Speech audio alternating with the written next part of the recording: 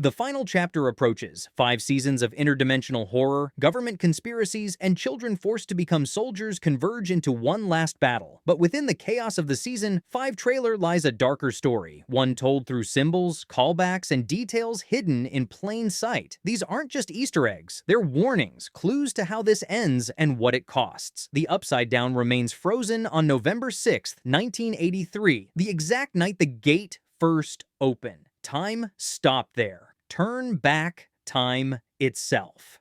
The theory suggests the final battle won't be won through Eleven's powers or military intervention. Victory might demand something far more terrible, rewinding to November 6th, 1983, and preventing the gate from ever opening. But think about what vanishes if that night never happens. Nothing in Hawkins comes without sacrifice, and the bigger the miracle, the more devastating the price. That impossible feat transitions into impossible power. Eleven flips a van again, mirroring her iconic Season 1 moment, but this time, no blood trickles from her nose, no strain, no visible effort. She levitates over chain-link fences like gravity abandoned its claim on her.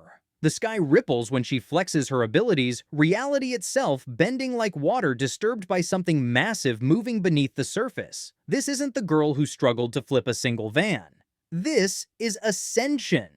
Dr. Brenner's words echo with a new meaning she needed to learn to fly to defeat Henry. She's become something that makes Vecna's power look elementary. But here's the terrifying question.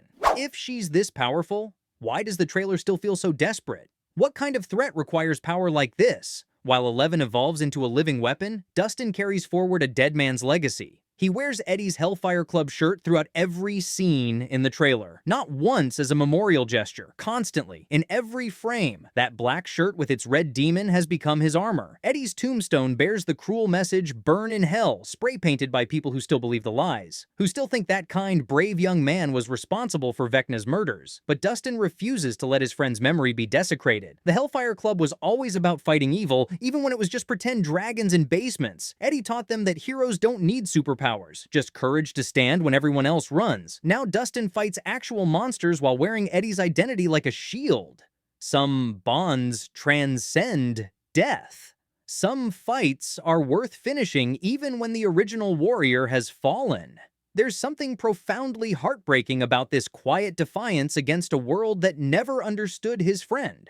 That spirit of warfare manifests in an unexpected place. The Dungeons & Dragons board returns, but examine how those miniatures are positioned. This isn't a casual game. The pieces form military formations, front lines, flanking positions, and defensive holds. Someone arranged these figures with tactical precision. Every campaign the party played predicted their future battles with eerie accuracy. Will's failed fireball in Season 1 foreshadowed his capture. Mike's Paladin class positioned him as the group's protector. Now the board doesn't predict its plans. Each figurine represents an actual person in an actual siege. Childhood imagination weaponized into tactical doctrine. Somewhere along the way, these kids stopped playing at being heroes and became the thing they used to pretend. That siege target's symbolic ground. Vecna has abandoned the Creel House for new headquarters, Hawkins Town Hall. No longer hiding in suburban shadows, he's claimed the seat of government, the architectural heart of civic life. It's a violation on a symbolic level beyond body horror. He's not just killing people, he's killing the idea of governance itself. But Vecna may not even be the one truly in control. Will touches the back of his neck again, that haunting gesture from Season 2. Every time his hand reaches for that spot, it signals the Upside Down's proximity, except there's a darker reading. What if the Mind Flayer never actually left his body? What if Joyce's desperate exorcism only forced it into dormancy? Will could be a Trojan horse. His psychic connection is not just a radar for evil, but a backdoor that Vecna can exploit. Think about how often Will has known things he shouldn't. What if that knowledge isn't just a connection? What if it's infiltration? What if every time he's helped the group, he's simultaneously fed information back to the enemy? Vecna speaks directly to him in the trailer. "You are going to help me one last time." The phrasing is deliberate. One last time implies previous times. The horror of that implication, Will might have been manipulated into aiding Vecna without realizing it. His trauma weaponized, his pain converted into puppet string as its eternal consciousness. That absorption has already claimed its first victim.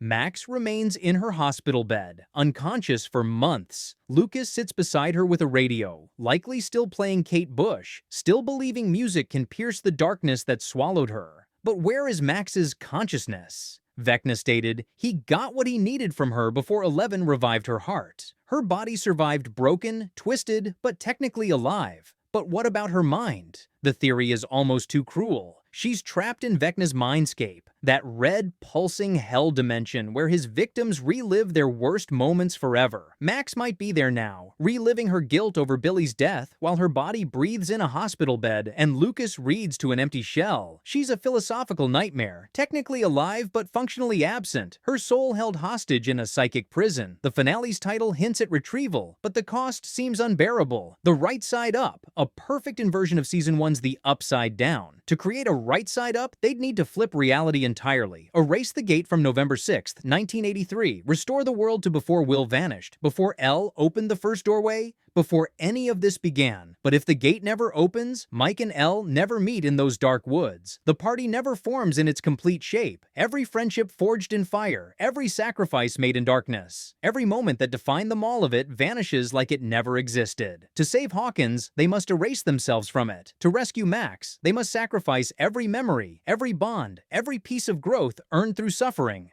They'll wake up as strangers on November 7th, 1983, wondering why certain faces seem familiar, why there's a hollowness that can't be explained. Victory becomes indistinguishable from erasure.